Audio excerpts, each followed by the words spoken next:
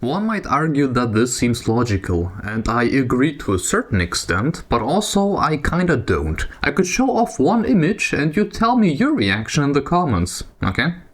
Let's go.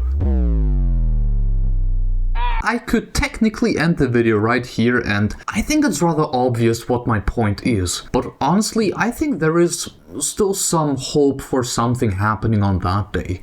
What exactly? Well, let's get into it, shall we? Anniversaries are special, especially a number like 10-year or 25-year anniversary is something that people always really look forward to. Big numbers where most people expect something special to happen. It is something we are used to, considering that you're seeing it everywhere. Someone's marriage lasting for that long, or someone's birthday turning 18 years old. The company you work with turns 20 years old, or even something only you know about. You buying a car and you owning it for 10 years already. Might as well give it a deep clean and polish this bad boy up. It's a special day after all. And related to Xenoblade, aka Monolith Soft, it seems that they care just as much. When the first Xenoblade was 10 years old, we received a definitive edition going from standard definition to high definition, and higher quality models, textures, lighting, and a re-recorded soundtrack. Yes, it makes perfect sense. Xenoblade Cross and Wii U ports in general? Of course. It was a system that barely any people owned. For most people, all these games are completely new experiences. And hey, a game like Xenoblade Cross in particular does deserve an uplift on better hardware. Being this close to the release of a Switch 2, I think most of us kind of expect a day one patch for this game, or maybe even a Switch 2 version altogether. But once again, most importantly, this game was stuck on a whole different system that nobody owned. Then there is Xenoblade 2. An absolute mess from a technical standpoint, and an absolute miracle that it runs as good as it still does anyways. It deserves the definitive edition treatment, right? Sure, but... And I dare you to tell me that this isn't the same. It absolutely is. Xenoblade 2 may be originally in a slightly worse state, but even then, you're trying to sell people a game on a system that already has the game. Even more so since the Switch 2 will be backwards compatible, even officially. This would be a very weird move by Nintendo, and Nintendo stated in their last investors meeting that they want a better relationship with their customers. If you're pulling off a stunt like that, boy, I can tell you that Xenoblade 2 will be attacked by people even more than they already do. So what will happen? There are three possible outcomes in my head. Possibility 1. We will receive a patch. A slight overhaul, nothing too crazy, but increasing the resolution, increasing the frame rate to 60, maybe even with a DLSS implementation, maybe add a ray tracing option just for the fun of it, I really don't know. Would be boring though, right? Okay, so what about the possibility 1.5? Yes, you heard me. What if? And bear with me, considering that both definitive editions have cut content involved, what about a new DLC for Xenoblade 2 that has it as well? Unheard of, you say? Well, let me smack the booster course past your face, what now? This happened 6 or 7 years after the release of the Deluxe Edition, and the game had DLC before that on the Wii U, mind you.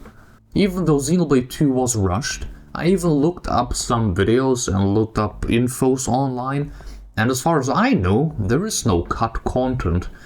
Sure, stuff like a level 5 blade special being cut or some unused blade designs, but nothing as significant and massive as a Bionis shoulder being cut off, or half of the plot from Cross plus main character being removed. But there was an interview not too long ago in the artbook for 2, and I'm pretty sure Takahashi said that they plan to implement a future connected style scenario for the second game. Considering that, well, I guess this would be spoiler territory, but if you know, you know.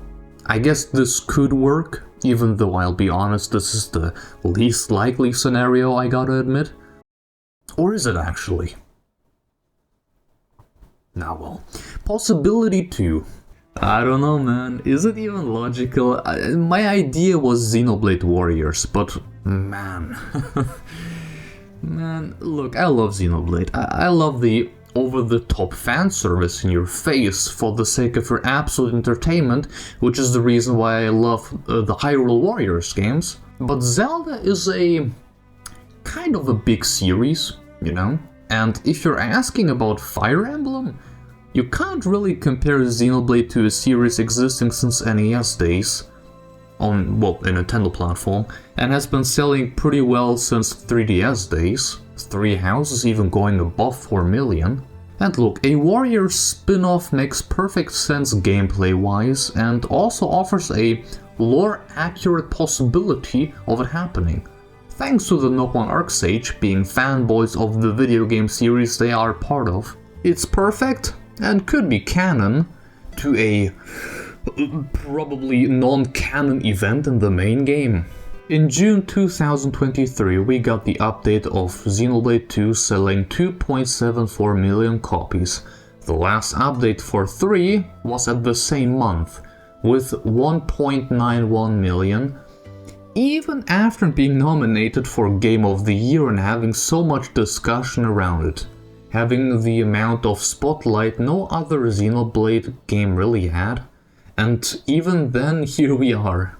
Fire Emblem Three Hopes has sold over 1 million copies after 2 months. We don't have any more numbers. But let's say it even sold 1.5 million. If we do the same thing with the Xenoblade, it might not even hit 1 million in its lifetime sales. I know that the devs, part of Koei Tecmo, even mentioned that they see a potential in a Xenoblade Warrior specifically, but I don't think it's going to be successful sales-wise, if we're being honest with ourselves.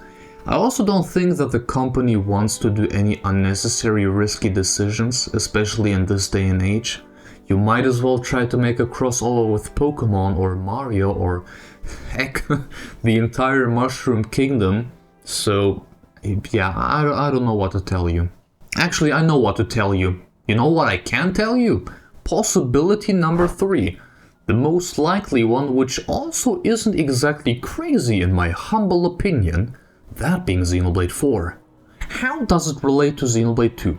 If you've read the interview from Xenoblade 3's art book, you already know. We talked about it multiple times now, the story of Malos not being finished just yet. But for now, that's all we know. Takahashi teased us with the return of him in the future, not wanting to answer any more questions related to him. I think it's not crazy to say that having a first trailer for Xenoblade 4 in 2027, with Malos' return being a teaser at the end of the trailer, man, that would be quite a nice way to celebrate the 10-year anniversary. Or am I crazy for saying that? I don't know. I think that the chances aren't exactly low for that.